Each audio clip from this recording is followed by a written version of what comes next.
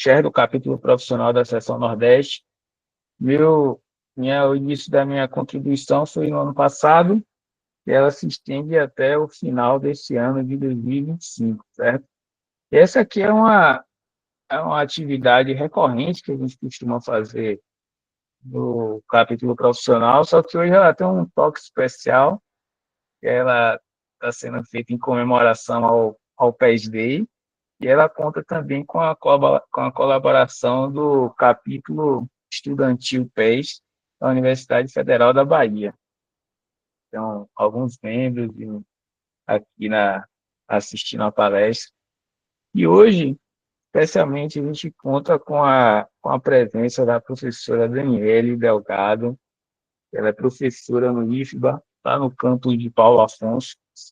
E, além de professora, ela também é uma membro I3E excepcional, com cargos muito relevantes na seção. Ela é chefe do grupo de afinidade da seção e também atua no cargo de chefe do IDA R9, né? Então, é um grande prazer quando a gente traz profissionais aqui para falar de um tema tão importante como a transição energética, as oportunidades, né, os desafios, que é o que ela vai falar aqui para a gente. E quando é uma membro do IPREV, a gente fica mais feliz ainda. Então, antes de passar a palavra à professora Daniele, queria dar alguns pequenos avisos a vocês. Não sei se vocês perceberam, eu coloquei para gravar, essa atividade ela vai ser gravada, certo? E vai ficar disponível no nosso canal no YouTube. Em breve eu vou compartilhar o link com vocês, certo?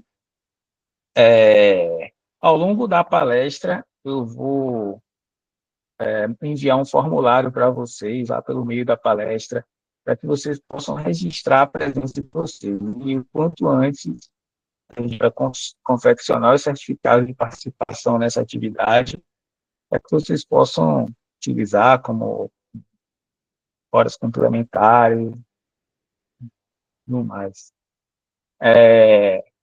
Eu vou pedir para vocês também que, ao final da apresentação da professora, vocês sabem, como bons membros do I3E, a gente precisa relatar tudo, fazer os relatórios, e o I3E gosta bastante de foto, né, para comprovar as atividades. Então, a gente deve fazer, ao final da apresentação da professora, não é uma foto, mas é um print oficial do evento, para a gente conseguir registrar nos nossos relatórios, certo? Então, acho que o que eu tinha anotado aqui de aviso era basicamente isso.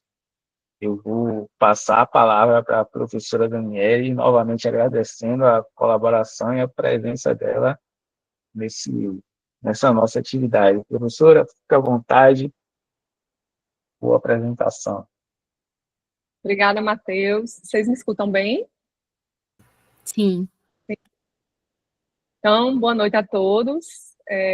Primeiramente, eu queria agradecer, né, o convite de Moira e de Matheus por ter organizado esse momento, né, em alusão ao PES Day, né.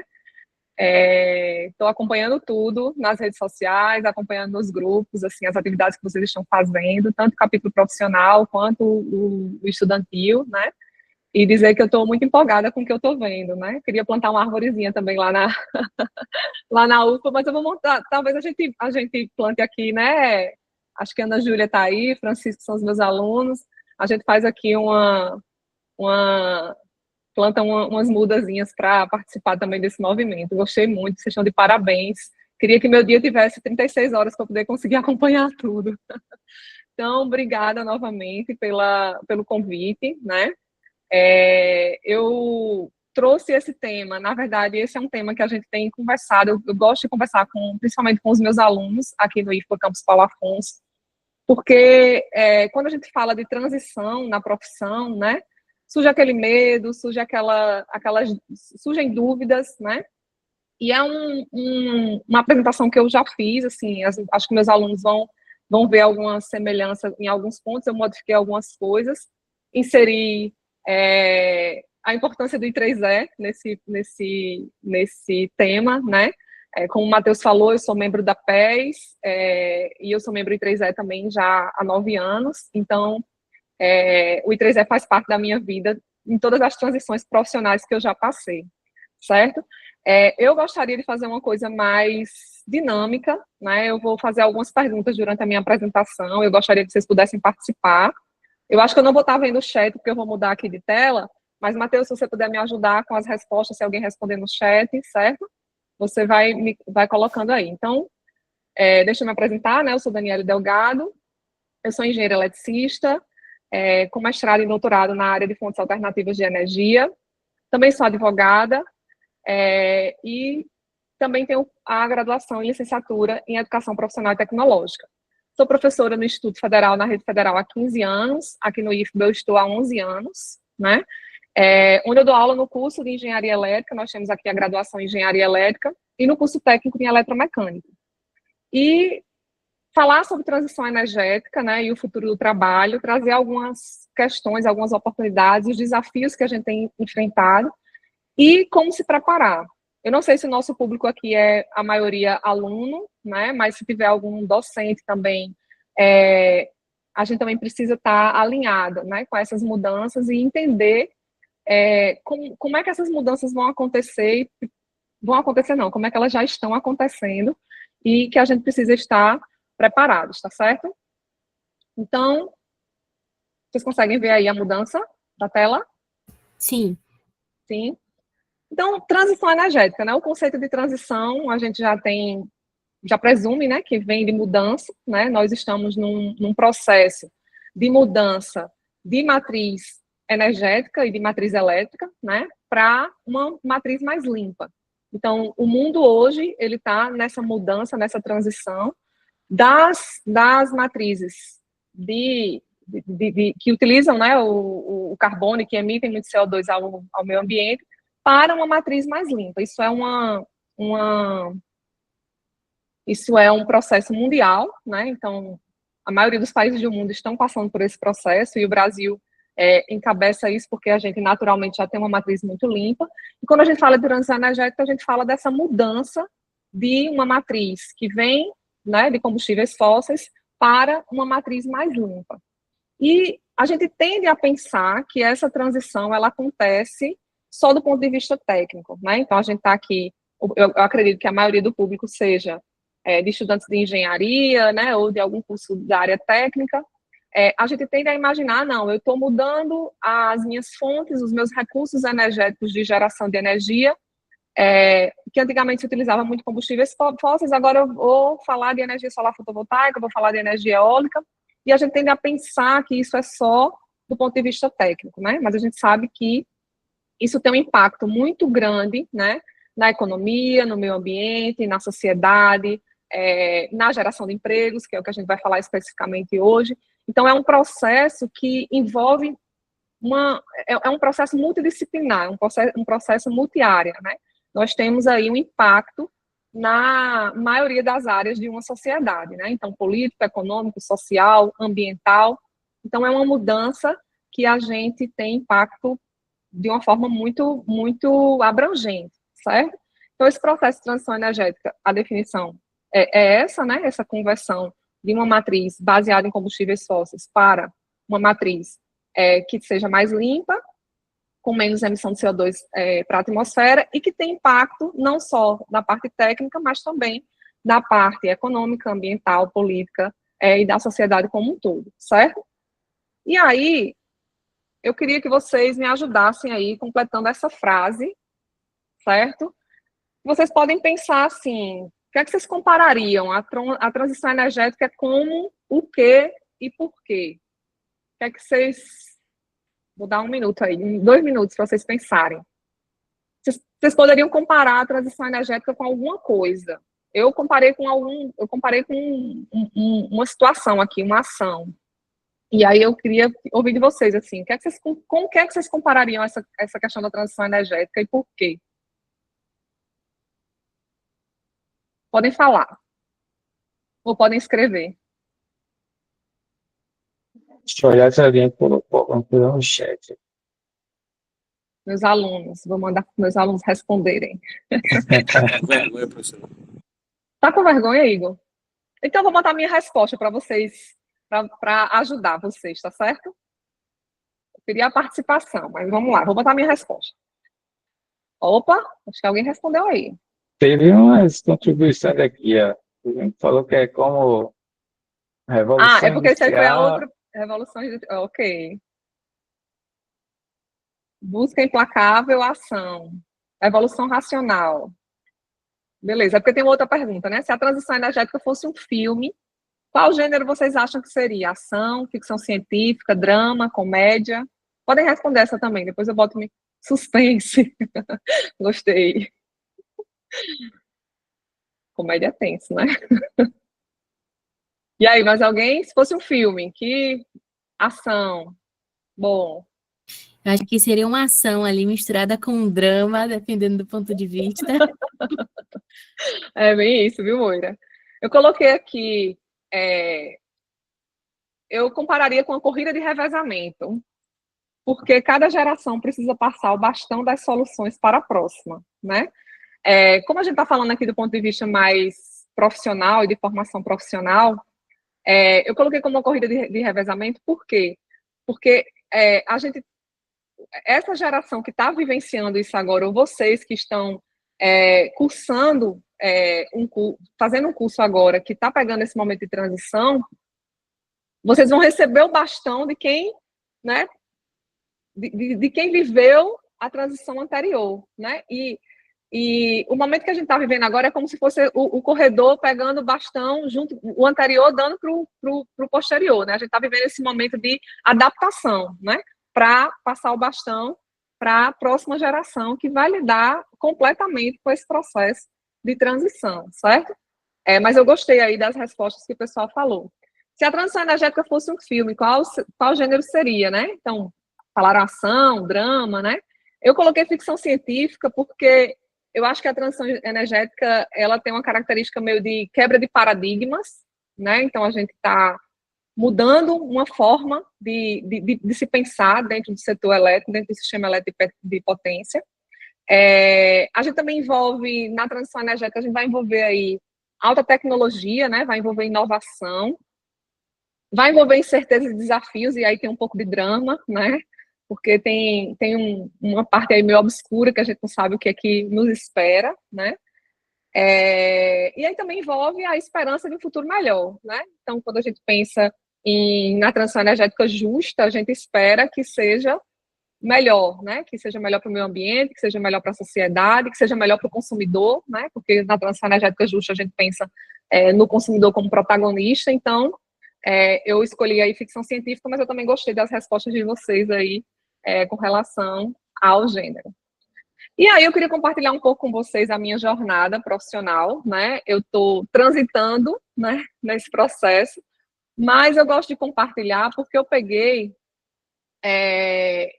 várias fases, né, da minha vida profissional. Então, da minha graduação até chegar em todos esses grupos que eu faço parte hoje, eu coloquei aí o IFBA, o I3E, a minha participação no Comitê da Região 9, né, como chefe do UI, na PES, no grupo do Caraibeiras Tech, que é um projeto do CNPq, que a gente tem aqui no IFBA Campus Paulo Afonso, a minha formação, né, porque eu sou engenheira, também sou advogada, também fiz um curso de licenciatura, então eu comparo a minha jornada profissional a uma montanha-russa. Ela teve altos e baixos, ela teve tomadas de decisão, ela teve um loop, né? Começou lá no alto, né? Porque a gente sempre começa, quando a gente começa um curso de graduação, mas em engenharia, o que é que acontece? A gente termina o ensino médio, dá lá a primeira subida, né? Acha que chegou no topo, entrou no curso de engenharia, vem a primeira queda livre, né? Já vem aquela queda ali inicial, quando você se depara com as suas primeiras matérias lá de cálculo, de física, e aí fica um loop, né? Porque você passa ali 2 anos na física, no cálculo, parece que você não vai sair nunca. E aí vem as disciplinas profissionalizantes, e aí você começa ali a subir de novo, né? E para vocês terem uma ideia, eu sou professora há 15 anos, mas eu nunca pensei em ser professora na vida, né? Então, para vocês verem, assim, como a minha vida profissional mudou de rumo, né? Então, Quando eu entrei, como eu falei, teve a primeira queda, aquela fase inicial de adaptação com o curso, onde você pensa que você sabe muito de física e cálculo, e aí depois você descobre que você não sabe muita coisa, que você tem que aprender a estudar, e aí você vai ali se adaptando, subindo. E aí, quando eu estava, né, terminando o curso, a minha ideia era, eu comecei a estudar alemão, no começo do curso, né, a minha ideia era ir para a Alemanha e eu tinha certeza que eu ia trabalhar na Siemens, né, eu fiz eletrônica, eu não fiz sistema elétrico e potência na minha graduação, eu estudei na UFCG, né, na Universidade Federal de Campina Grande, e a minha ênfase foi eletrônica. E eu queria trabalhar na Siemens, estudei alemão para ir para a Siemens. Quando eu terminei o curso, o que é que aconteceu? Nada de Siemens, nada de Alemanha, vem a queda, né, novamente. Eu não tive... Na verdade, eu terminei o curso numa época em que muitas empresas estavam contratando, existia uma demanda muito grande por engenharia na época, mas para a área de sistema elétrico e potência. E aí foi meu primeiro baque, né? Eu fui trabalhar com sistema elétrico e potência, mas eu estava querendo ser engenheira da área de eletrônica, mas tudo bem. Fui para a área de sistema elétrico de potência para trabalhar em indústria petroquímica, né? Era uma empresa que prestava serviço para a Dow Química, para outras empresas, para refinarias da Petrobras. E eu trabalhei 8 anos nesse setor, né? Na área de combustíveis fósseis, implantação, supervisão de projetos, engenharia de qualidade, inspeção, até que, por uma decisão pessoal, né? Eu decidi dar um stop na carreira, né? E meu marido também é engenheiro e a gente queria casar. Na verdade, a gente já tinha casado e ficamos separados um tempo, porque eu trabalhava num canto, ele trabalhava no outro. Engenharia é isso, né? A gente tem que ir para onde tem problema. E eu decidi pedir as contas, sair da área de indústria e fui para uma cidade onde meu marido trabalhava e decidi fazer direito. Eu disse, não, então eu vou fazer direito agora, porque lá a cidade é muito pequena, eu não vou conseguir me inserir no mercado e vou fazer direito, porque aí eu faço concurso, vou para uma outra área, enfim. Com um mês que eu estava lá, eu abri meu próprio negócio, abri um escritório de projetos como arquiteta e fui trabalhar na área de projetos elétricos. Então, eu já tinha trabalhado na indústria, já tinha trabalhado como engenheira de qualidade, já tinha trabalhado como engenheira de manutenção, de inspeção, e fui ter meu próprio negócio fazendo projeto e continuei a estudar direito, né? Até que, de novo, né, eu já estava achando que eu estava subindo de novo na minha jornada, né, profissional. Eu recebi uma oportunidade para trabalhar na Siemens, sendo que uma obra aqui no Brasil, e eu fui, né, decidi ir para essa obra, voltei para a área industrial. E sempre com essa questão, querendo ser mãe, querendo viver a minha vida pessoal, e sempre eu num canto, meu marido em outro, a gente não tinha casa, a gente não se organizava, então, enfim, decidi ser professora. Quando eu decidi ser professora, porque eu entendia que fazendo um concurso, né, na cidade onde meu marido já estava também concursado, ficaria mais fácil, então eu decidi ser professora, mas eu não tinha uma pós-graduação. Eu não tinha, eu só tinha a minha graduação, né, que até então, onde eu trabalhava, não se exigia que eu tivesse uma pós-graduação, e eu fico pensando, como é que eu vou ser professora? Eu não tenho nenhuma especialização, não tenho mestrado, não tenho nada. Aí, de novo, a queda, né, porque agora a queda foi salarial. E aí eu fiz o concurso para professora só com a graduação. Foi muito difícil, né, porque eu tinha concorrentes que já tinham mestrado, que já tinham doutorado, então eu sabia que eu tinha que tirar uma nota muito boa na primeira prova, para eu poder compensar, né, os títulos que eu não tinha. E aí me encontrei na profissão, assim, me encontrei como professora, é uma coisa que eu gosto muito de fazer, apesar de eu nunca ter pensado nisso, né, e depois fui atrás de subir de novo, né, nessa questão da remuneração, porque eu pensava, se eu estivesse trabalhando como engenheira, minha remuneração ia ser muito melhor do que a minha remuneração como professora sem a pós-graduação. Então, eu fiz meu mestrado, meu doutorado, já trabalhando como professora, já tinha terminado o curso de Direito, né, já tinha feito a OAB, mas eu nunca exerci, né, e depois fui fazer o curso de graduação em licenciatura em Educação Profissional Tecnológica, que é a minha base, né, dentro do IFE. É importante que a gente tenha a licenciatura, porque a gente também dá aula no curso técnico, que é uma educação básica. E aí, depois disso, fui desenvolver pesquisa e fui realmente para a área de energias renováveis, que é onde eu estou atuando hoje, né? Então, hoje, as minhas pesquisas, o meu mestrado, o meu trabalho no mestrado, o meu trabalho no doutorado, e as pesquisas que eu desenvolvo são nessa linha, né? Mas eu precisei percorrer todo esse caminho até eu me adaptar e até eu entender o que eu realmente queria na minha profissão. E por que eu gosto de falar isso, né? Porque muitas vezes a gente ingressa num curso e a gente acha que a gente... não, eu fiz eletrônica, eu nunca vou trabalhar com potência. Ou eu nunca vou trabalhar com controle, né? Não gosto. Mas o trajeto da nossa vida profissional, às vezes, vai nos conduzindo, né, para áreas que a gente nunca pensou, mas que talvez por uma situação que a gente está passando ali no momento, seja uma boa opção, né?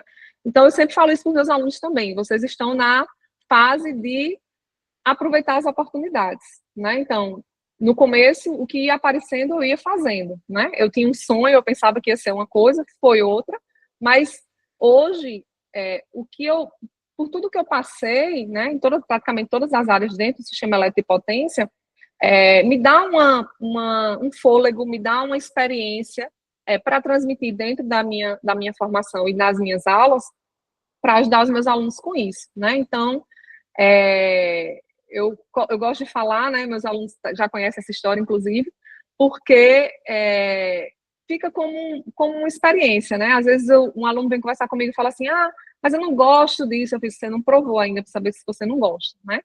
E trazer isso dentro desse processo de transição energética, que vai abrir um leque de oportunidades, né, daqui para frente, já está abrindo, é importante vocês pensarem em abraçar as oportunidades. Depois, lá na frente, você vai saber, não, disso eu gosto de fazer isso, eu não gosto de fazer isso. Mas, primeiro, você tem que provar para poder saber. Então, hoje, assim como a minha trajetória, né, a transição energética, ela também é dinâmica, exige adaptação, mas ela traz oportunidades únicas, né? Eu, particularmente, gostei bastante de ter provado de várias áreas dentro da minha profissão, para poder escolher. Hoje eu quero ser professora até o término da minha vida, né? E eu quero contribuir com essa minha experiência com os meus alunos. Então, hoje, eu sou professora no campus, né, onde eu desenvolvo pesquisa, ensino, algumas atividades de extensão, sou membro do I3E, estou como coordenadora do UI, né, na região 9 e na seção Nordeste Brasil, membro do PES, e também faço parte de um projeto chamado Caraibeiras Tech, que foi um projeto que nós aprovamos ano passado aqui no campus, o primeiro projeto assim, do CNPq grande que nós aprovamos aqui no campus Paulo Afonso, que fomenta meninas para a área de STEM, né? Foi aquele edital que teve do MCT, de mulheres e meninas na área de engenharia e computação, e nós conseguimos aprovar aqui no campus, foi o primeiro projeto desse porte que foi aprovado, e eu também faço parte desse grupo aqui no IFBA Campus Paulo Afonso, certo? E aí, antes da gente entrar na parte mais profissional, né, nós temos alguns dados, né, globais e tendência que trazem ou que fundamentam essa questão da transição energética. Então, a gente tem aqui, de acordo com a Agência Internacional, né, de Energia, até 2028, a gente vai ter grande parte da nossa matriz com energias renováveis, né, com fonte renovável, né, tendo aí em torno de, aqui está acho que é em terawatts, se eu não me engano, em torno de 40 não, é percentual, certo, entre 40 e 45% do percentual de energias renováveis até 2028, isso aqui é dados do mundo, certo? Onde a gente tem aí a eólica e a solar, né, e a hidrelétrica como os carros-chefe, né? Isso aí é a tendência mundial até 2028. E quais são as características desses dados, né? Esse crescimento das renováveis é impulsionado pela China, né? A China tem como meta aí, nos próximos 5 anos, ela triplicar a geração de energias renováveis comparada aos 5 anos anteriores, certo? Então, assim, quem impulsiona realmente esse percentual mundial é a China, né? A China tem investido muito em energia limpa, então esse é o grande ponto aí que a gente pode destacar nessa informação desse gráfico. Já os países em desenvolvimento, que é o nosso caso, né, o caso do Brasil, a gente também tem uma uma matriz predominantemente limpa, né? Mas a gente tem alguns desafios, que é o crescimento da demanda aqui nos países em desenvolvimento, ele é um pouco mais lento, né? A gente não tem o desenvolvimento da indústria, o desenvolvimento dos demais setores, como a China tem, por exemplo, né? Então, esse crescimento da demanda é um pouco mais lento. A gente tem um grande desafio, que é a infraestrutura de rede, então a gente consegue ter uma matriz mais mista e fontes diversas, né, para geração. Então, a gente consegue construir parque eólico, parque solar, mas a gente não anda na mesma velocidade com a nossa infraestrutura de rede de transmissão, né? Então, esse é um gargalo que nós temos aqui. Nós também temos uma burocratização, né, do nosso sistema de liberação das licenças ambientais, né? Então, esse também é um gargalo. E a questão do financiamento, que ainda é insuficiente. Então, apesar da gente ter um avanço, se a gente for olhar, eu vou até mostrar uns dados no próximo slide, do PDE, né, para 2034, a gente tem aí um avanço na nossa matriz com o crescimento da eólica, da solar, mas a gente ainda tem esses gargalos que são acessórios, né, vamos dizer assim, a esse desenvolvimento. E aí, esse documento, né, o estudo do... Alguém quer falar alguma coisa? Alguém levantou a mão? Escutei um barulhinho? Eu acho que foi sem querer. Ah, tá bom, então. Posso continuar, né? Sim. E aí, nesses dados, a gente vê o seguinte, a Agência Internacional, ela traz que, em 2024, a geração renovável variável vai ultrapassar a energia hidrelétrica. Em 2025, as energias renováveis ultrapassarão a geração de eletricidade a partir do carvão. Em 2025 também a energia eólica vai ultrapassar a geração de eletricidade nuclear, isso a nível de mundo, certo? São dados do mundo. Em 2026, a energia solar fotovoltaica ultrapassará a geração de eletricidade nuclear e em 2028, a energia solar fotovoltaica ultrapassará a geração de eletricidade eólica. Então, essa é a perspectiva para até o final de 2028, certo? Como estaria a matriz mundial. No Brasil, a gente já tem, historicamente, né, uma matriz limpa, que a gente tem aí grande parte da nossa matriz elétrica, né, estou falando aqui de matriz elétrica, ela vem de fontes renováveis, né, e de 2024, que é o dado que a gente tem mais recente, até 2034, vai crescer em torno de 3%, né, o aumento da energia solar, da energia limpa, com destaque para solar e para eólica nesse período, certo? Então, são os dados do Plano Decenal de Energia Elétrica, que é fornecido pela EPE, né? Então, a gente segue aí essa tendência mundial também aqui no Brasil, certo? Ao final de 2034, 86% de matriz limpa, né, de energia limpa na nossa matriz, certo? E qual o impacto disso no modelo, né, do sistema elétrico de potência que a gente tem hoje? Essa mudança, muito se fala, não, vai ter impacto porque vai empoderar o consumidor, vai ter que ter algumas linhas que hoje a gente não pensa tanto e a gente vai ter que expandir, ou a gente vai ter que pensar, né? E aí a Câmara de Comercialização de Energia Elétrica, ela traz os quatro Ds, né, que são os maiores desafios dessa questão da transição energética. O primeiro que ela coloca é a democratização, né? Então, a questão da expansão do mercado livre, o poder de escolha que vai ser dado, né, ao consumidor, colocando realmente o consumidor como centro desse processo, né? Então, isso é um desafio que a gente tem enfrentado agora para a construção desse modelo regulatório, né, que traga realmente o consumidor como centro desse processo. O outro desafio seria a questão de digitalização, né, a parte de inteligência de dados, e a parte da experiência do usuário, com a parte de smart grid, smart metering e smart storage. Que aí vem também a questão do armazenamento, né, que é uma das linhas, né, que a gente tem desenvolvido pesquisa e tem avaliado mais como é que vai se dar, né, esse processo de transição com a parte de armazenamento de energia. A parte de descentralização, geração distribuída, resposta à demanda e armazenamento, como eu já falei, e a descarbonização, né? Energias renováveis, carros elétricos, usinas híbridas, são o carro-chefe mesmo desse processo de transição. E aí vem, em paralelo, a questão da certificação, selo verde, né, para esses recursos. E aí, isso aí vai impactar na mudança da estrutura econômica, social e política, vai exigir uma multidisciplinaridade, porque o profissional que vai atuar nesse quebra-cabeça, vamos dizer assim, ele não pode mais ser um profissional que atua só em uma área específica, né? Isso vai exigir novas competências profissionais do profissional que vai atuar nesse cenário, certo? E aí a gente tem uma reflexão, né, sobre como é que eu vou pensar em tudo isso, e aí eu trago uma informação mais em termos de formação profissional mesmo, né? Como é que eu vou pensar nesse futuro do trabalho? Na verdade, é um futuro do presente, né? Porque a gente já está passando por isso. Como é que eu vou pensar nisso se eu tenho uma formação extremamente tradicional, né? Eu estou num curso de engenharia e eu não vejo, sei lá, inteligência artificial, eu não vejo ciência de dados, eu não vejo programação para trabalhar com análise de dados.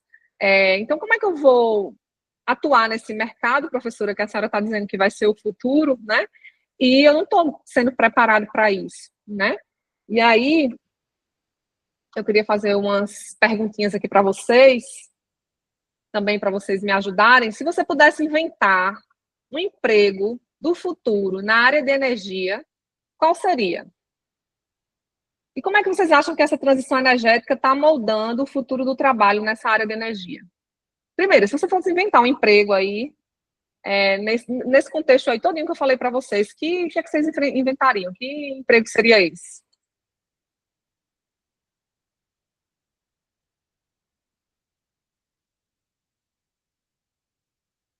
Estou vendo aqui a resposta de Akhenaton. Serafim. E aí? Essa é difícil, né? Inventar um emprego. Perdão, acho que essa de Akhenaton foi sobre a pergunta anterior, né? Foi só para acanhada aí. Isso. Foi muito bom. Inclusive, justificou bonito, viu? Parabéns. Seria um drama. Eu acho que aqui no Brasil a gente ainda está vivendo nesse processo de um drama ainda. Se a gente pensar em ficção científica, eu estou sendo muito idealista, né? E aí, inventar um emprego do futuro nessa área, alguém arriscaria? Algo voltado para a estatística e previsão dos desgastes de equipamentos presentes em sistemas renováveis. Boa.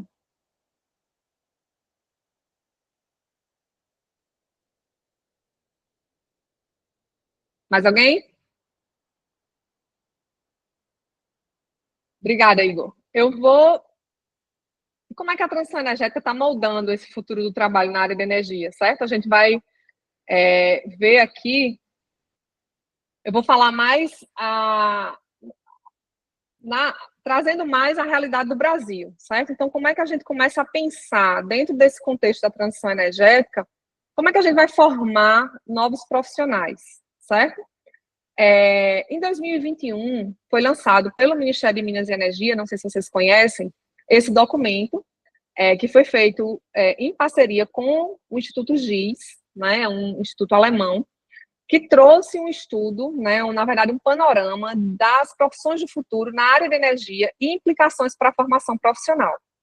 O que é que esse estudo traz? Ele fez um raio-x das instituições de ensino do Brasil, né, para a formação profissional para a área de energia, né, e ele traz alguns indicativos, né, alguns pontos que a gente precisa observar enquanto me coloco aqui como representante de uma instituição de ensino, né, e para quem vai atuar nesse mercado, para também ficar, para observar qual é o contexto que a gente tem hoje e o que é que precisa ser complementado, o que é que vocês precisam buscar para atender a isso que foi colocado, né, a esse estudo que o Ministério de Minas e Energia fez. Então, os dados que eu vou apresentar aqui são com base nesse documento, certo?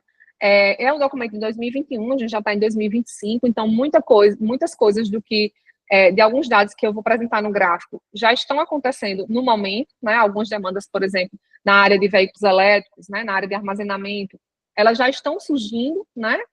Nesse momento, e eu vou basear algumas informações aqui para vocês com base nesse documento, né? Esse documento traz que as áreas com potenciais de crescimento dentro das profissões na área de energia serão geração de energias renováveis, né, que já há algum tempo, né, a gente já tem demanda nessa área, a parte de redes inteligentes de transmissão e distribuição de energia, a parte de resposta da demanda e eficiência energética e a parte de mobilidade elétrica. Então, esse estudo pontua essas 4 áreas como as áreas de potencial crescimento para essas profissões de futuro na área de energia, certo? Então, como um resumo das principais competências necessárias, aponta-se 3 principais aspectos: integração de fontes de energias renováveis e o sistema de armazenamento de energia, né?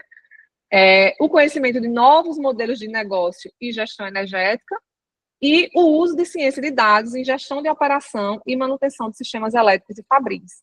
Então, dentro desses 4 pontos, ele coloca como as principais competências necessárias esses 3 tópicos, certo?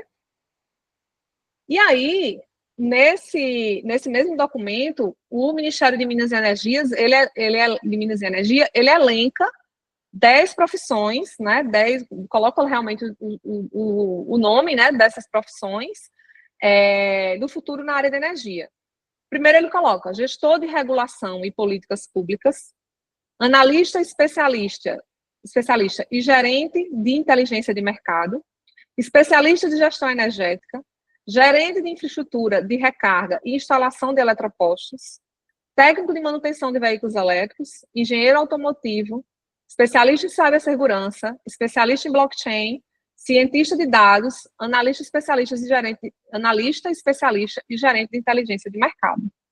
Aí vocês podem perguntar, professora, eu estou fazendo um curso de engenharia elétrica, eu estou vendo projetos elétricos, geração, transmissão, subestação.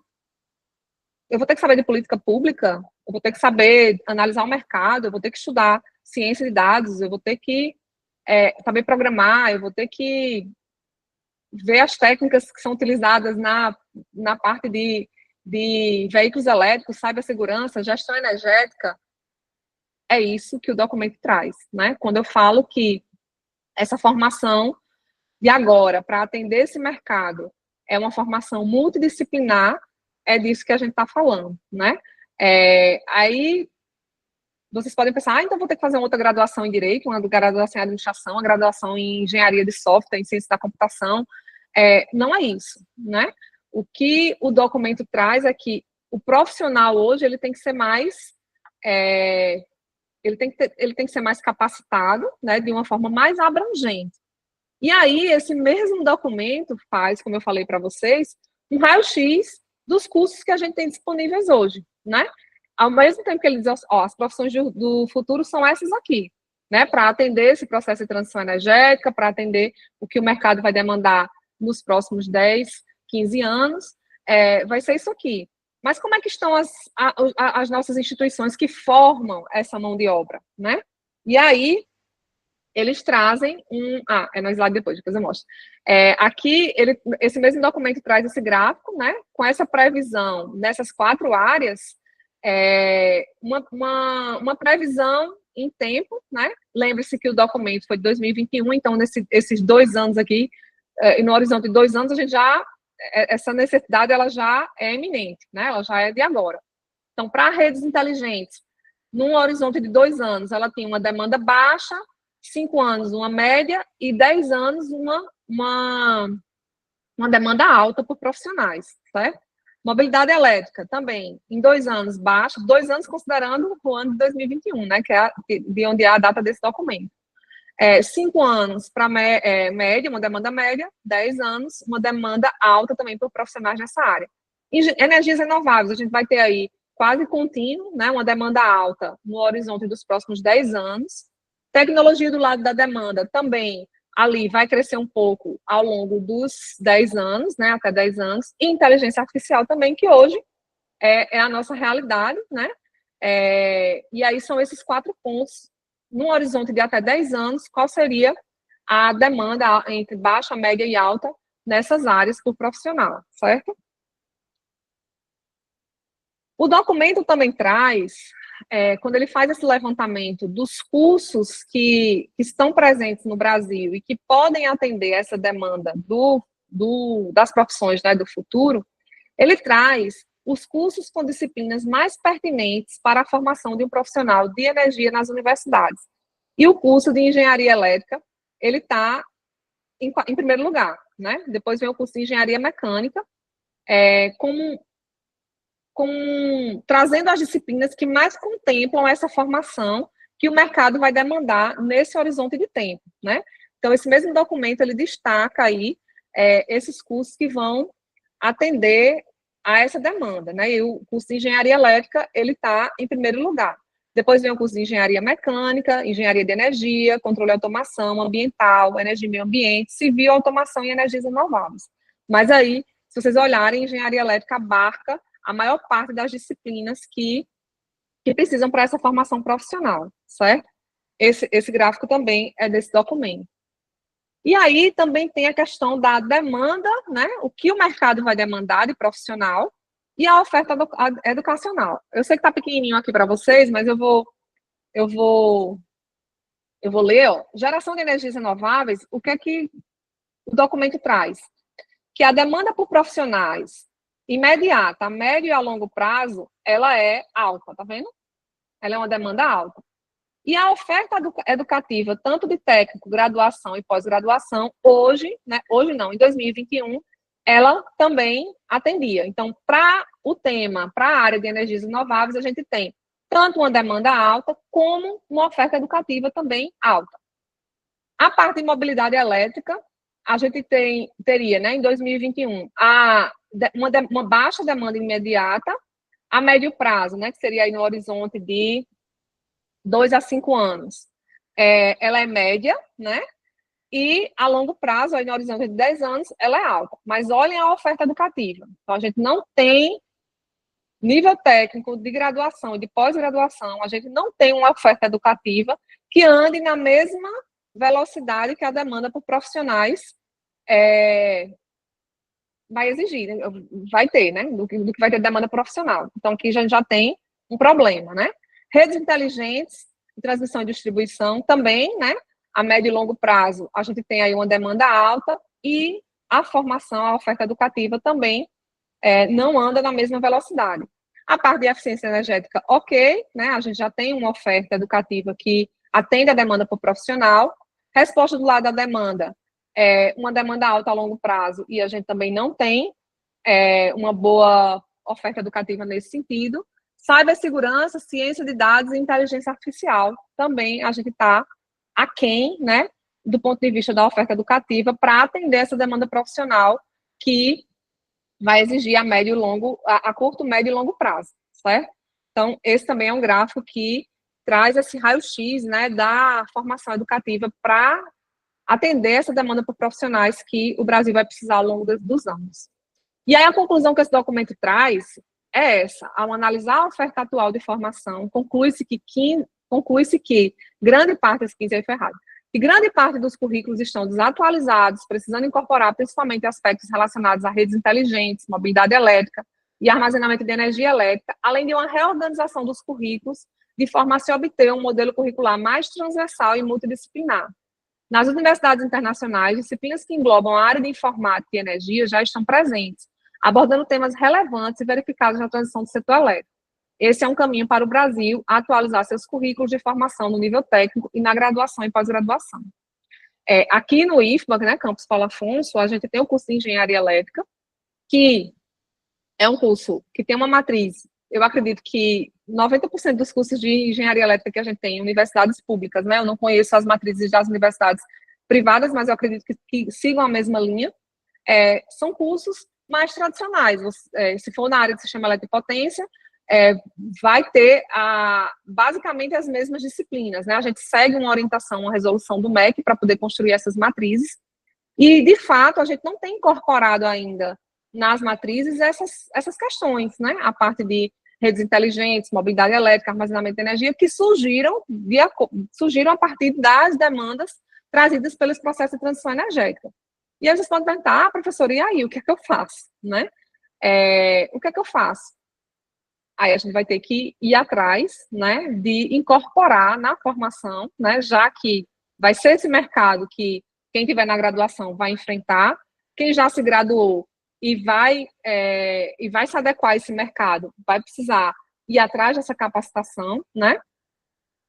Por fora, né?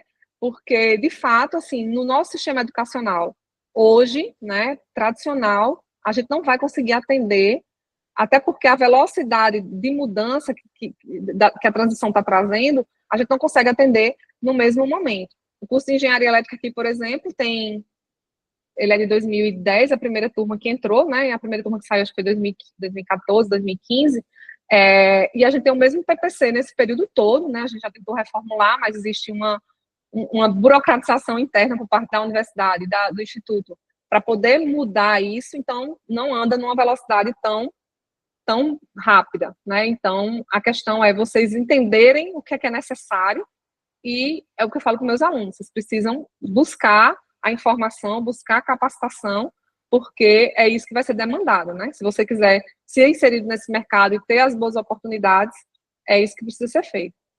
Por outro lado, o que é que a gente tem, né? Um problema, não sei se vocês já viram aí as notícias no jornal, né? Que fala que tem menos engenheiros se formando no Brasil, né?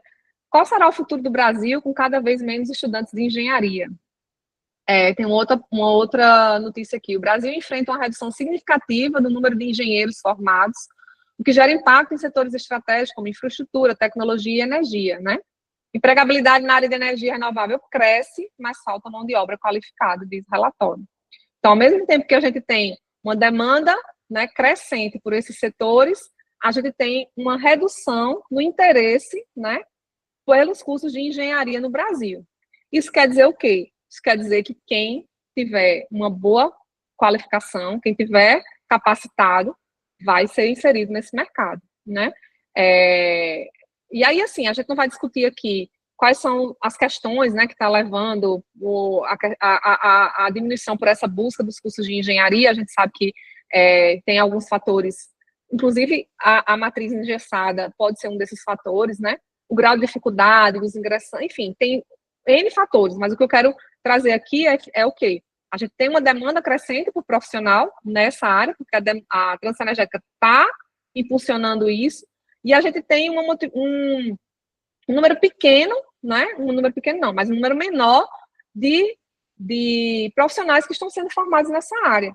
Isso quer dizer que quem se capacitar e quem correr para essas áreas em que o mercado está demandando vai ter oportunidade, né? Não vai faltar oportunidade para esses profissionais.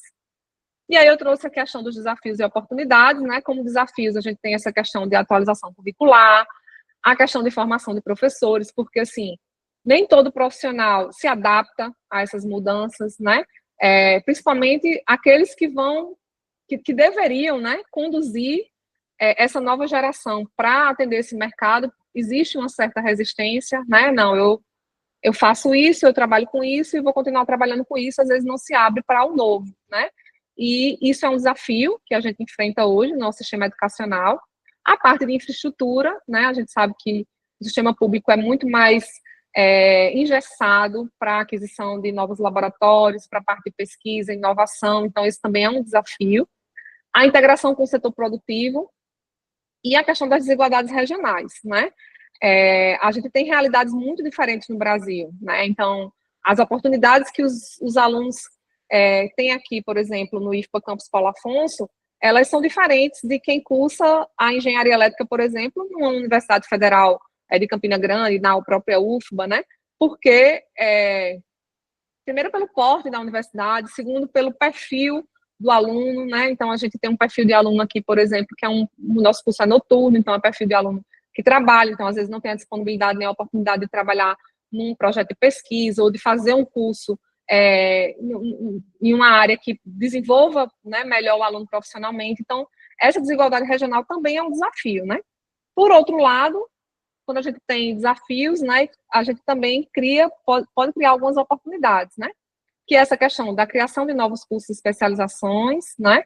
Fomento à inovação. Então, se o mercado exige esse novo profissional, se a instituição de ensino ela se aproxima dessa indústria ou dessa empresa, a gente pode fomentar oportunidades na área de inovação, na área de projeto de pesquisa, a geração de empregos qualificados, né?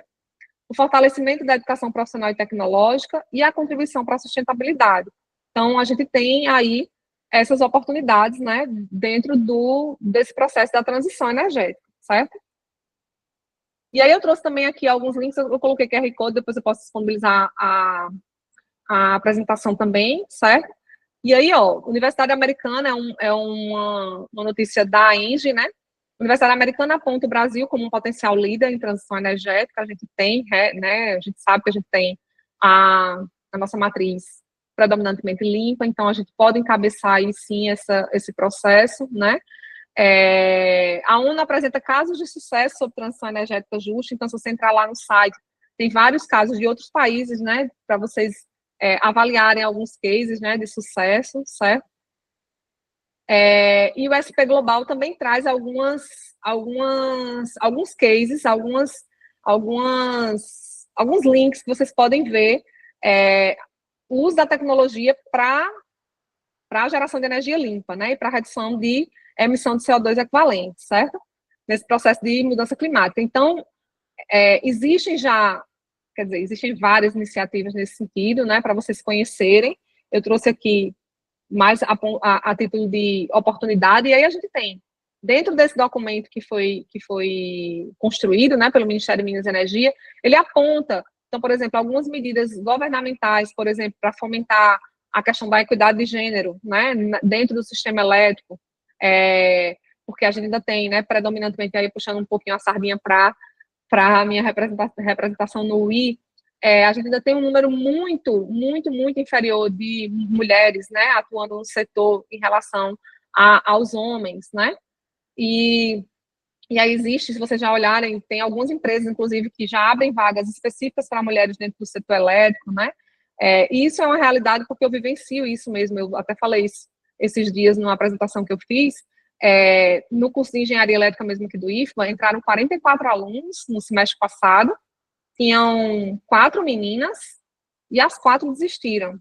Então, assim, a verdade, houve uma desistência muito grande, né? Acho que terminaram, 21 ou 22 alunos dos 44, o primeiro semestre, e nenhuma menina, né? Eu fiz minha graduação há 23 anos atrás, 24 anos atrás, e na minha turma era eu e mais 2 meninas. Então, se a gente for olhar ao longo desses anos, a realidade não mudou muito, né? Então, já existe hoje um olhar para isso, e esse documento também traz a questão de empregabilidade para jovens profissionais, para mulheres, para promover a equidade de gênero. Então, traz algumas ações que as empresas que atuam no setor elétrico também estão se adaptando a essa realidade para se adequar, né, a esse universo, certo? E aí eu coloquei aqui um slide, como se preparar, né, o que é que vocês podem pensar, assim, em estudar, né, dominar tecnologias nessa área de energias renováveis, e aí com um foco, né, na solar, eólica, a parte do hidrogênio verde também, que vem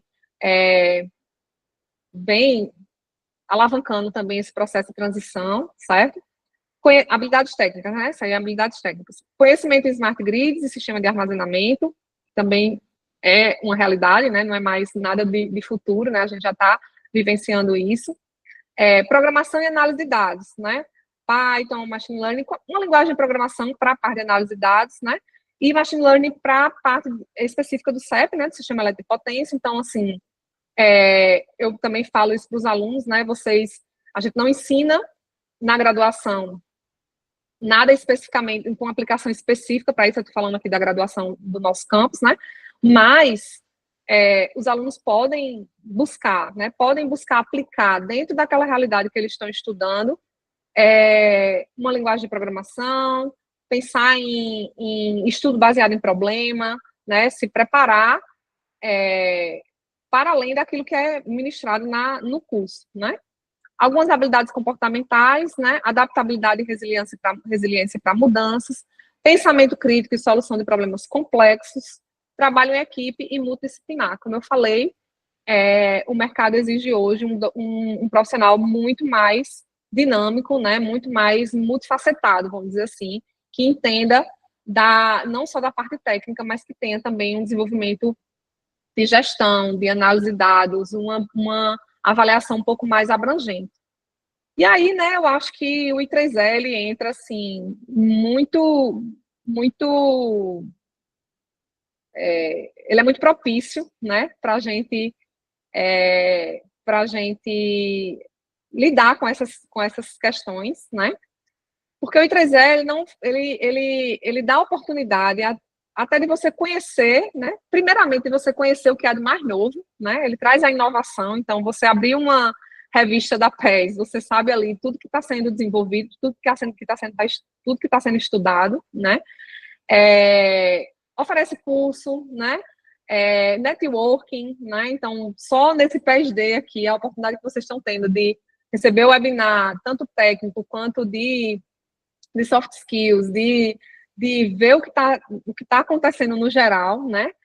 E mentoria, fora em outras coisas, né? A parte normativa, a parte de pesquisa, a parte de inovação, a parte de permitir que você se coloque, né? Se mostre o que você está fazendo, que você tenha informações as mais recentes possíveis, né? Então, eu acho que o I3E, nos seus capítulos, nos seus grupos de afinidade, fazendo network, ele colabora muito para você, pelo menos, perceber qual é o caminho que você deve seguir, né? O que é que está sendo feito, o que é que o mundo está enxergando nesse processo de transição energética e como é que você pode se situar nele, né? Então, o I3E tem me ajudado muito nesse sentido, né? Tanto nas minhas pesquisas quanto na minha visão de mundo mesmo, dentro do sistema elétrico de potência. Eu tive esses 2 últimos anos muito ligadas à questão do I, né? Mas, assim, sempre antenada com a minha área de pesquisa, a minha área de atuação, para saber, né? Até para chegar para os meus alunos e dizer assim, ó, eu não domino isso, mas eu sei que isso vai ser demandado no futuro, né? Na formação de vocês. Então, assim, vejam isso, né? Vão por esse lado, que é o que vai ser exigido de vocês. Então, assim, para atualização, né, profissional, o I3E tem me ajudado imensamente, né? E aí fica a dica para vocês. Claro, existem outros caminhos, né? Mas eu estou puxando sardinha aqui para o I3E, certo? E assim eu finalizo minha apresentação. Se vocês tiverem alguma pergunta, alguma dúvida, fiquem à vontade para fazer, certo? Muito obrigada. Bom, Tia Gabriele, muito obrigado pela palestra. Então, estamos com 45 pessoas aqui, ninguém arredou o pé, não. Todo mundo aqui atento à sua explicação e bastante didática, né? Informação passada de forma didática, a gente fica feliz, né? E, como eu tinha falado com vocês no começo, a gente vamos fazer um registro da nossa palestra, então a quebrada, enquanto vocês pensam nas perguntas que vocês têm para fazer também. Eu queria pedir quem se sentir à vontade para abrir a câmera, tirar um print do evento, print Deixa eu oficial. botar aqui na... Ah, não, eu vou parar de compartilhar, né? Melhor. Fique à vontade, eu te aguardo um pouquinho, aí eu tempo que vocês pensarem Oi, uma pergunta. Eric. Então, Oi, galera aí, Francisco. Luana, Eric, Muito bom. Francisco. São todos seus alunos, né? Eric é meu aluno, Francisco também. Deixa eu ver se eu consigo ver mais alguém aqui que eu conheço. Igor é meu bolsista de iniciação científica. Ilana, estou lhe vendo pela primeira vez, mas eu já ouvi falar de você. Vai. Vamos dar mais um minutinho daí, o pessoal abrir a câmera, tem de à vontade, para a gente tirar o print. Eu pedi a ajuda de vocês aí. Moira,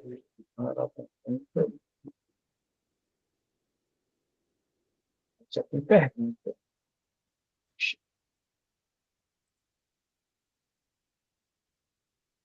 Vai alguém mais abrir? Vamos tirar o print. Jorge, Dias, tirar o print. Guarda. Ele me pontuou aqui, chegou a 46 pessoas. Que bacana. tirar mais um print aqui.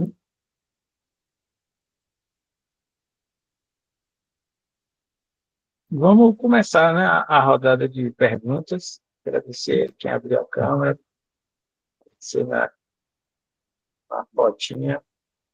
E acho que já tem uma pergunta aqui no chat.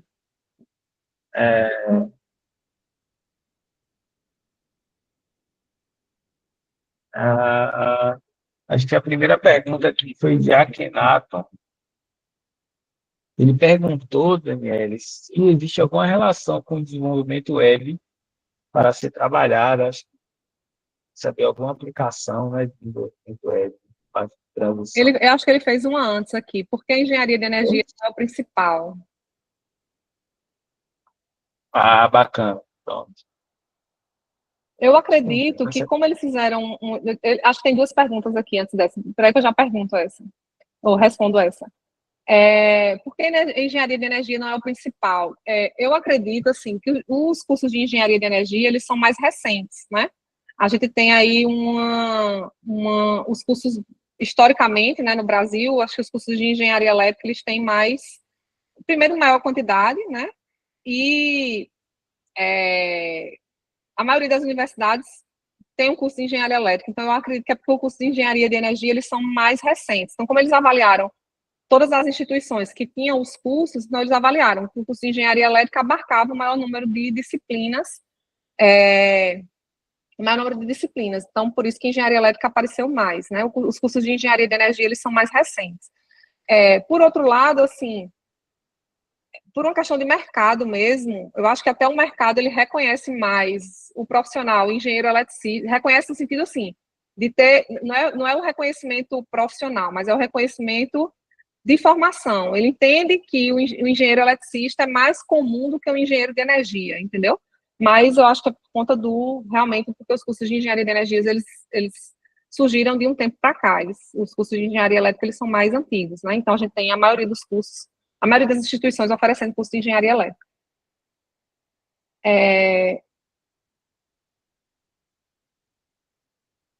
Eu não entendi muito bem essa pergunta do desenvolvimento web. Em conjunto com o quê? Com a parte de análise de dados, sistema de potência? Eu não entendi muito bem a pergunta.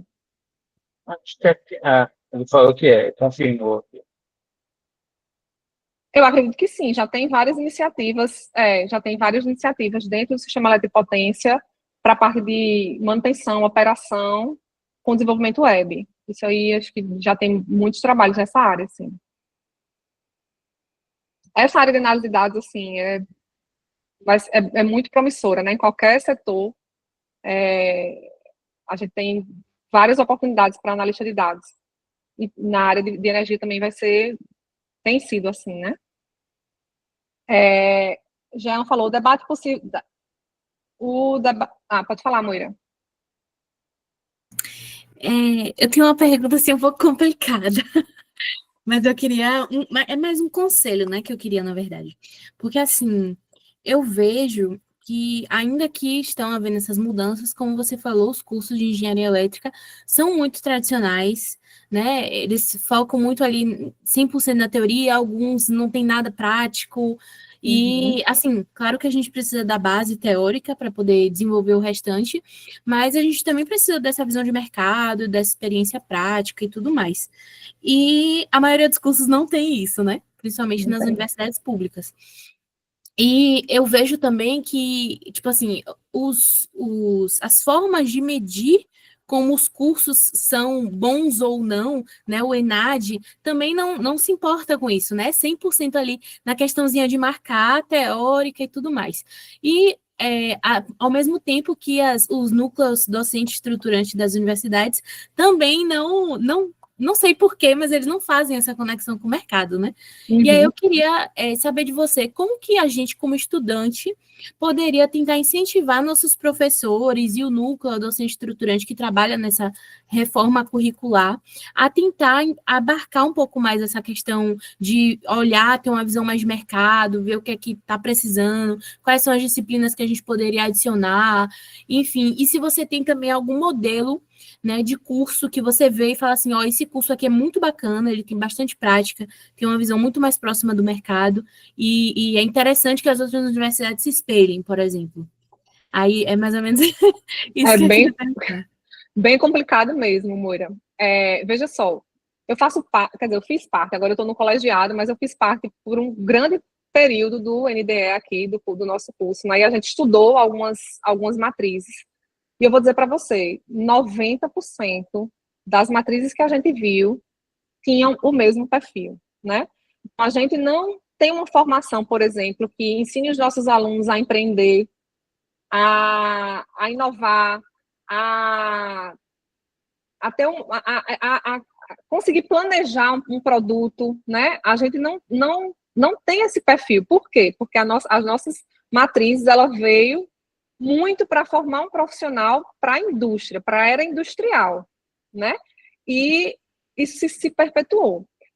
Eu não sei, assim, porque na relação instituição-aluno, eu vejo o aluno sempre como o lado mais fraco, né? Então, eu não sei, assim, se você, enquanto aluna, poderia fomentar, ou um grupo de alunos fomentar isso. Na minha visão, teria que vir de cima para baixo. Teria que vir, a partir de um documento como esse, né, em que o Ministério de Minas e Energia demonstra claramente que os nossos cursos não atendem, né, a demanda por profissional que está surgindo, né, e a partir disso, vir uma regulamentação via MEC, modificar a resolução do próprio MEC, e aí dar um prazo para os cursos se adequarem, né?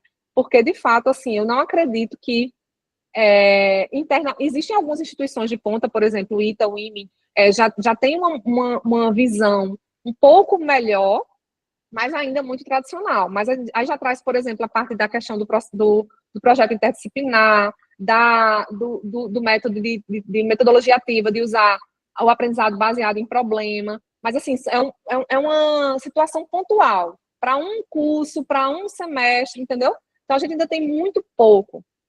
Na minha visão, teria que vir, assim, realmente, pegar esse documento, usar como fundamento e vir via institucional, de cima para baixo, para que a gente se adeque, sabe? Porque se não for assim, eu não sei se funcionaria. A gente teria, assim, algumas atitudes pontuais. Talvez o curso da UFBA, depois de um movimento de resistência dos alunos, entendeu?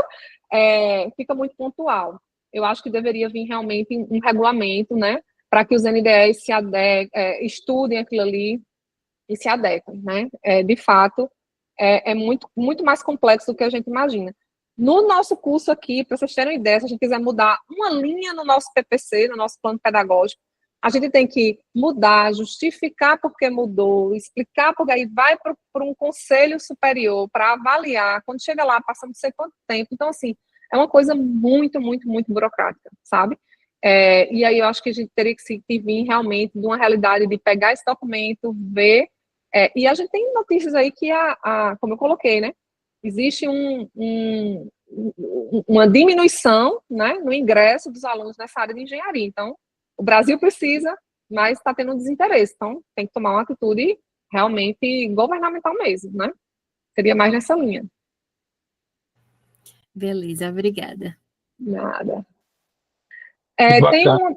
Tem um comentário aqui que ele falou assim: o debate e possível exploração do petróleo na margem equatorial não afasta a população acerca da transição. Eu não sei se ele está querendo falar alguma coisa assim, mas a gente vai excluir os combustíveis fósseis de vez, né? Aqui no Brasil, depois do pré-sal, né, a gente tem ainda a gente vai ter um crescimento, na verdade, do uso do gás natural ao longo dos próximos anos. Então, a gente vai ver que essa matriz limpa, ela não vai crescer tanto como o dado da China, por exemplo, que vai triplicar em 5 anos, né, tendo como referência os 5 anos anteriores, porque a gente ainda vai usar os combustíveis fósseis, porque também a gente tem a questão a gente precisa, porque é uma questão de segurança energética também, né? As nossas fontes são intermitentes, né? Então, eólica, solar ainda são intermitentes, então a gente tem que ainda ter a garantia das termoelétricas. Então, não vai ser tão drástico assim, né?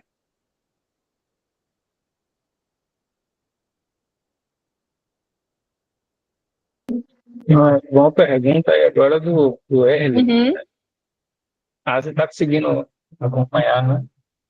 tô vendo. Atualmente está em alta a geração distribuída, é isso, está crescendo exponencialmente, né? Que por sua vez acabam afetando os indicadores de qualidade da energia, como regime transitório e nível de tensão em regime permanente. Isso seria um empecilho para o avanço desse tipo de geração? Acredito que não, né? Na verdade, está tendo avaliação técnica, né, para resolver esses problemas da qualidade da energia provocada pela geração distribuída, mas eu não acredito que isso vai ser um problema para afetar o crescimento, não. A geração distribuída ela vai continuar crescendo, né? E aí vai alavancar todo o processo de smart grid, de tecnologias que se utilize para resolver esse tipo de problema, mas não acredito que seja empecilho, não.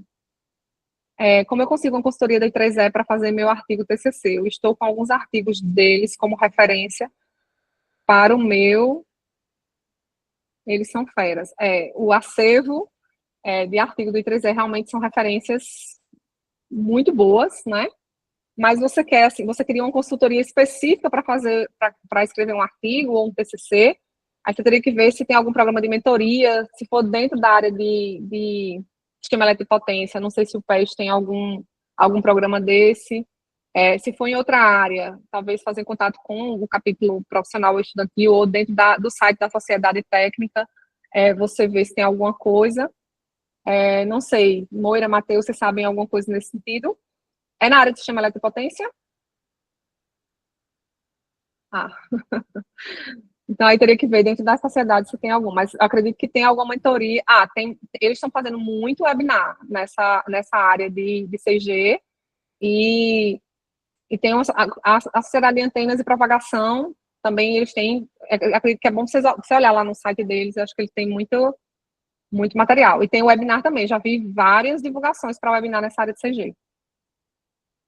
Ô, Denis, deixa eu só comentar aqui, né, que para quem é membro I3E, tem a oportunidade de mentoria dentro da plataforma do I3E, o Colabratec. Colabratec, isso. Isso. E aí você pode colocar as opções que você quer para esse programa de mentoria. Então, se você quer saber algo mais focado para 6G, antenas, você pode colocar as restrições e eles vão te conectar com alguém que tenha essa habilidade, né? Para quem não é membro, né? A gente está no início do meio do ano de membresia, então a membresia hoje está $7 para estudantes, né, R$ 35, e vale muito a pena, tem um retorno muito grande. Eu vou deixar o link aqui tanto do Colabratec quanto para fazer a membresia I3E. Isso. E aí, assim, se for algo específico para pesquisa, aí tem que fazer a busca no acervo mesmo dos periódicos, né, da parte mais acadêmica, né? Se é para TCC, eu acredito que essas referências são bem interessantes para você também. Você consegue encontrar também lá no site do I3E, você sendo membro, né? Você consegue acessar, certo? Alguém mais? Por nada. Então, primeira vez, bastante perguntas. Se ninguém tiver mais, eu vou fazer uma também. Mas a prioridade é você. Eu faço por último. Deixa eu aumentar só aqui que eu não estou escutando bem, não. Pode falar. Melhorou agora? Melhorou. Se não tiver ninguém para fazer pergunta, eu vou fazer uma aqui. Ela tem um pouco de ligação com a pergunta, ou se for um comentário de Jean Marcel. É sobre a atuação, né, dos profissionais dessas áreas de energias mais tradicionais, né, que trabalha com petróleo, quem trabalha com gás. Como é que você acha que eles estão se sentindo assim diante dessa proposta de transição? Se eles têm algum receio, ou como é que esse profissional, que se formou em engenharia de petróleo, por exemplo, como é que eles estão sendo inseridos nessa parte da transição energética? Então, é uma curiosidade assim, que eu tenho. Aqui no Brasil, eu creio que vai acontecer algum tipo de readaptação, né? Até porque a gente tem a Petrobras como uma empresa ainda pública, né? Predominantemente pública, mas os dados da agência internacional falam que vão ser gerados no mundo, né? Acho que 105 milhões de empregos e nessa área de combustíveis fósseis vão ser fechadas em cerca de 76 milhões de vagas, e aí seriam esse saldo positivo aí de 25 milhões de vagas, mas assim, dentro desse processo da energia limpa. Eu acredito que vai ter uma readaptação aí, né, em termos de Brasil, como predominantemente esses profissionais estão na Petrobras, né, que é a grande empresa que a gente tem no setor, vai existir, e a gente vai ter ainda um tempo com isso, porque a gente acabou de descobrir o pré-sal, a gente tem muito a explorar ainda, mas em termos de mundo, realmente vai ter uma readaptação dessa mão de obra, né? E algumas vagas realmente serão fechadas, pelo menos é o que os estudos apontam, né? Para essa linha. Acredito que seja isso. Entendi, bacana. Eu acho que eu tinha bem mais perguntas, mas enquanto eu faço alguns comentários, se vocês quiserem fazer mais perguntas, mas assim, Daniel, eu acho que todo mundo adorou bastante a sua apresentação. Acho que a parte que eu mais. Olha, Kenato levantou a mão. Se quiser falar, Kenato, eu falo depois. Não sei se foi sem querer. Não, ele está com a mão levantada. Pode falar, Kenato. Oi, então é melhor falar então. É o seguinte, fico curioso, é mais difícil, o que é mais difícil ou é mais fácil entrar no meio acadêmico como pesquisador e professor de ensino superior no Brasil do que no mercado de trabalho? Se é mais fácil entrar no mercado acadêmico ou no mercado de trabalho com formação em engenharia, você tá perguntando? Sim, sim. Eu vou falar da minha experiência, certo? Eu atuei, né, como profissional de engenharia na indústria e depois fui para a academia. Na minha visão, para você ir para a área acadêmica, existe um esforço, um estudo, você precisa estudar mais, né? Porque para você, em termos de remuneração, para você equiparar o que você ganha, o que o mercado paga para um engenheiro e o que o mercado paga para um professor, você teria que fazer o mestrado, doutorado para chegar ali na remuneração equivalente. Então, nesse ponto, para a carreira acadêmica, você precisa se dedicar um pouco mais, né? Se o mercado tiver aquecido, a economia tiver aquecida, as vagas na área de engenharia, elas são muito disponíveis, você tem facilidade de se enquadrar no mercado, né, sem precisar necessariamente ter uma especialização. Mas aí é que está. O que eu estou falando é que nessa nova, né? Peraí que meu celular, vocês estão me ouvindo? Nesse processo de transição, o que vai exigir é o profissional qualificado para essas áreas aí, né? Mas, eu acho que foi muito meio prolixo na minha resposta. Para a área da academia, você estuda um pouco mais, porque em termos de remuneração, para o que o mercado paga para o engenheiro, você precisa pelo menos ter um mestrado para ensinar numa universidade pública, né? E aí fazer concurso, tudo, então você desprende um pouco mais de tempo e a formação um pouco mais exigida. Para o mercado de trabalho, não, dependendo do que você tiver de qualificação, de formação, e o mercado estando aquecido, você consegue se enquadrar mais fácil, né? Eu, por exemplo, não tive problema nenhum. Quando eu terminei meu curso, estava o boom, a economia estava avançando, sobrava vaga, né? E faltava profissional, então não tive realmente nenhum problema. Eu fui para a academia mais por uma escolha pessoal do que profissional, porque quando eu decidi me tornar professora, como eu falei para vocês, eu não tinha pós-graduação, então eu ganhava 1/3 do que eu ganhava como engenheira quando eu entrei para ser professora. Então eu fui buscar fazer mestrado, doutorado, para ter essa satisfação salarial, entendeu? E aí, hoje, eu digo a você, é compatível com o que o engenheiro ganha no mercado, mas assim, eu tive que estudar, fazer mais 2 anos de mestrado, estudar mais 4 anos de um doutorado, né, para poder ter um salário compatível com o que o engenheiro ganha hoje. Então, em termos de facilidade ou dificuldade, eu acredito que ir para a academia é um pouco mais difícil no começo, né? Nesse sentido, assim, respondi.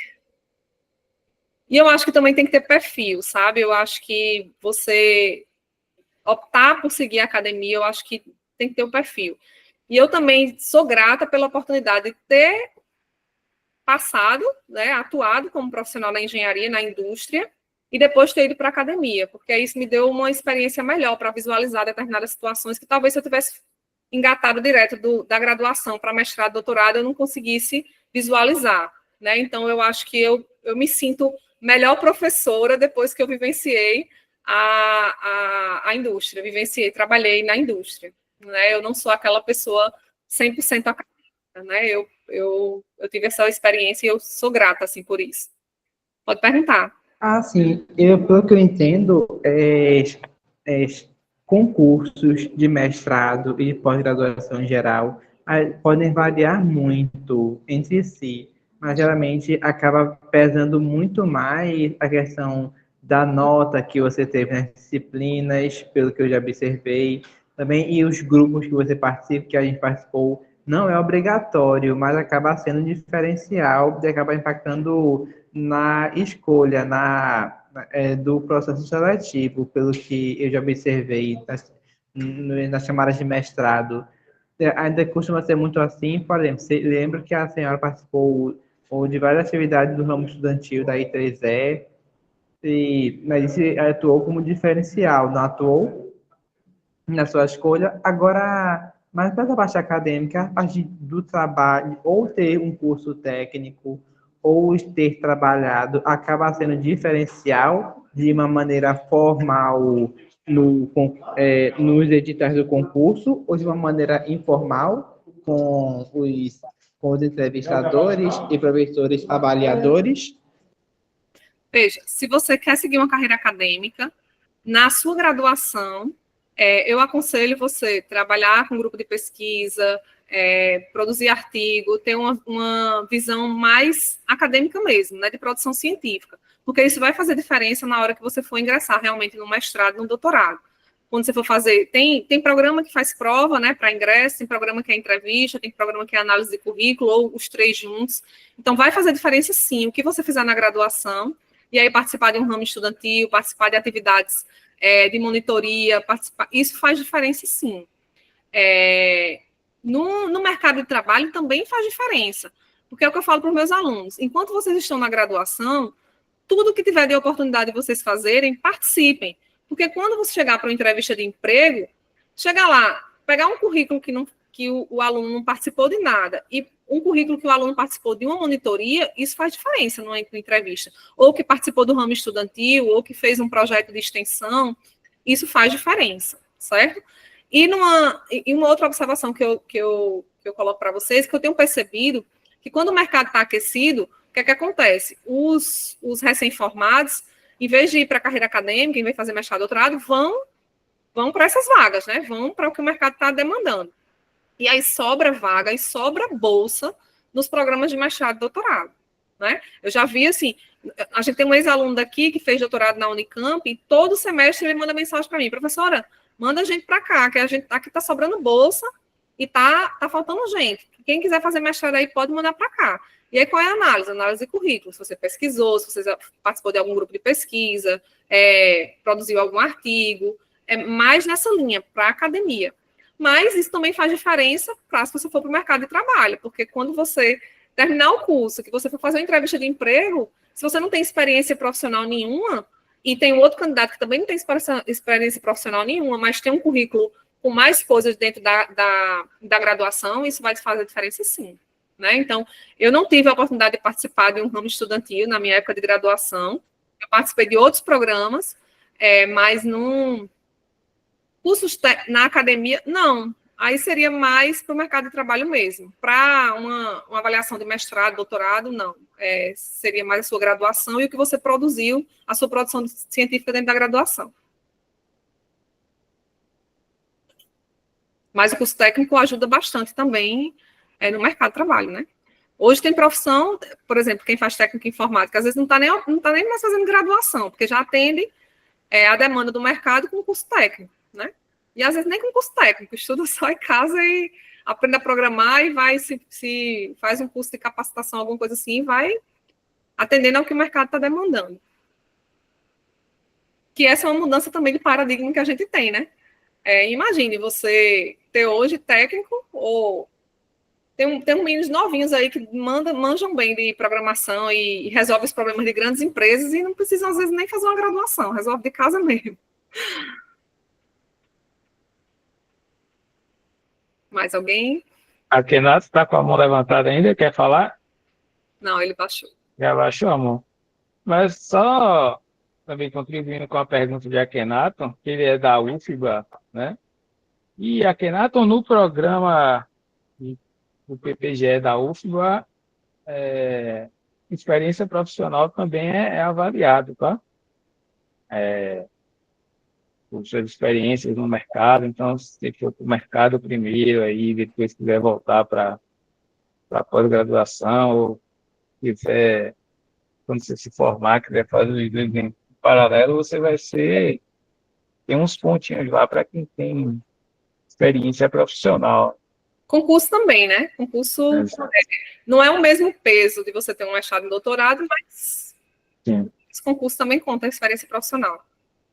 Exato. Aí, Daniele, voltando, né? A gente ainda tem bastante gente aqui. Eu acredito que o pessoal gostou muito da sua palestra, principalmente por causa da didática que você tem para abordar um tema tão importante. Eu acho que o pessoal gostou bastante, né? E até um detalhe uma das coisas que eu mais gostei da sua palestra foi a frase que você falou, né? Como é que você não gosta de uma coisa se você ainda nem provou, né? Acho que isso um ótimo recado, uma ótima lição, e você é um grande exemplo de que, às vezes, né, nosso perfil, nossa carreira profissional, ela não vai ser traçada ali logo no primeiro ano que a gente se forma, né? Alguns têm a sorte de, às vezes, até antes de se formar, já estar ali atuando no mercado de trabalho, ou já tem ali uma ideia do que vai fazer, mas são pontos fora da curva, né? E a gente tem que entender e tentar aproveitar nesse momento da universidade para aprender, para criar esse perfil multidisciplinar que o mercado tá pedindo. Então, até um exemplo no meu trabalho, né?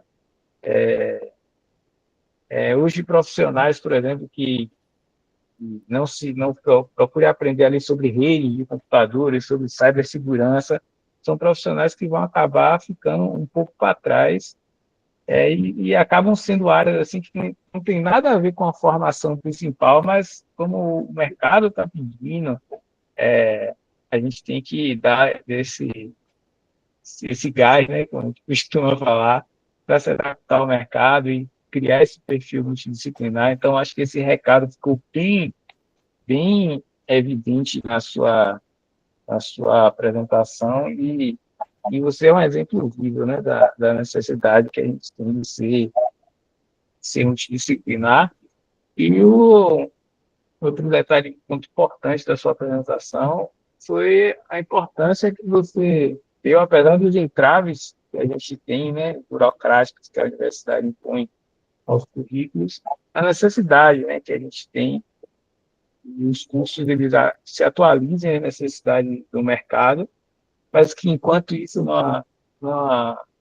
o curso não consiga acompanhar que os estudantes, querendo ou não, eles precisam ter esse nível de resiliência, né, de correr atrás das formações complementares, ficarem antenados no que o mercado está pedindo para que eles possam ser protagonistas, né, nessa formação desse perfil profissional que eles precisam para sair bem no mercado. Então, acho que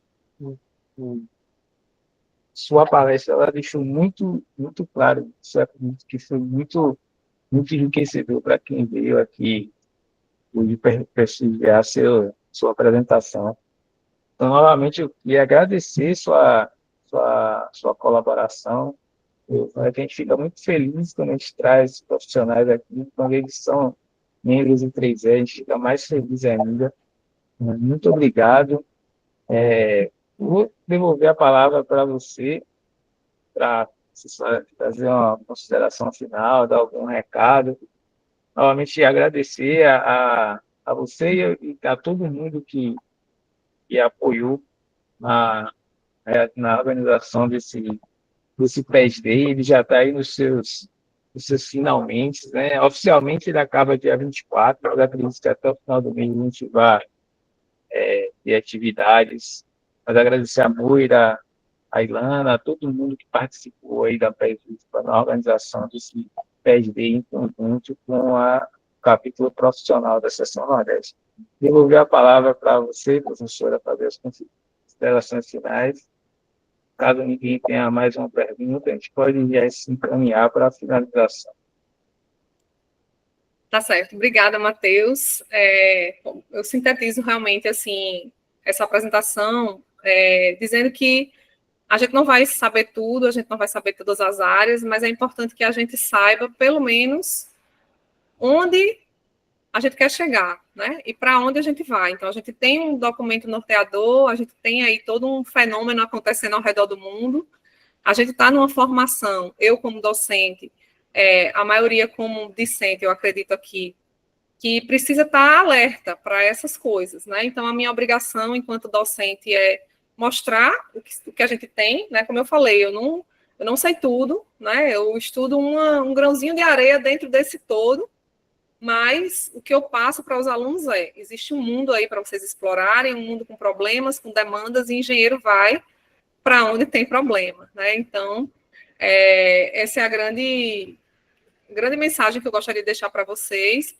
Me coloco à disposição para qualquer questão que vocês tenham, né? Como eu falei, hoje eu estou dentro de 3E, eu estou atuando mais no UI, né? Mas quero estar mais perto, assim, da PES, inclusive para participar mais das iniciativas da PES, né? Para me atualizar, né? Porque eu acho que a minha obrigação é estar atualizada, como eu falei, não preciso saber tudo, mas preciso saber que caminho tomar e que caminho apresentar para os meus alunos. Essa é a minha grande responsabilidade enquanto docente, né? Então, muito obrigada, agradeço pela oportunidade, né? Meu LinkedIn está aí, meu Instagram, meu e-mail, eu posso colocar meu e-mail aqui também para vocês, se vocês quiserem qualquer contato, pode fazer comigo, certo? Muito obrigada, Matheus, Moira, e a todos que estiveram aqui com a gente.